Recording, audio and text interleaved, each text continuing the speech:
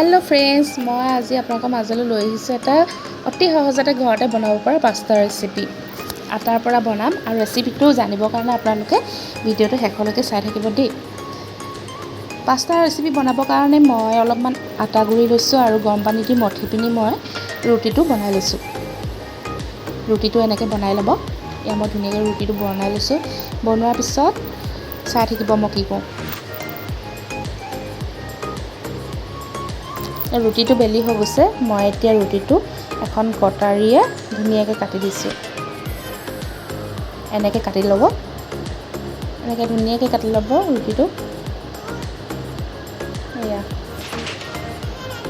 मो काटा हो गसे और मैं एटा केराहीत अलपमान पानी गरम करि पिनि काटि लोৱা पास्ताखिनि दि दिसो। काटि लोৱা पास्ताखिनि दि दिसो और लागि नधरिবৰ कारणे मैं अलपमान मिठातेल एड करि दिम। मिठातेल एड करि दिसो और हेटाखनेरे अलपमान हिलाई दिसो। पास्ताखिनि सिजिবৰ कारणे बेছি टाइम नालागे। हिजा হৈ গলে আপোনালোকে এটা খৰাহিত পাস্তাখিনি নমাই লব যাতে পানীটো আতৰি যায়। মো পাস্তাখিনি হিজা হৈ গলে ইয়া দেখিছেনে মই এটা খৰাহিত নমাই ললো। পাস্তাখিনি নমাই লোৱাৰ পিছত মই এটা আলু এটা বিলাহী অলপমান গাজৰ অলপমান আদা ৰসুন পেষ্ট পিয়াজ আৰু দুটা কেঁচা জলকীয়া কাটি ললো। তে কেৰাহীখন গৰম কৰি মিঠাতেল অলপমান দি দিছো।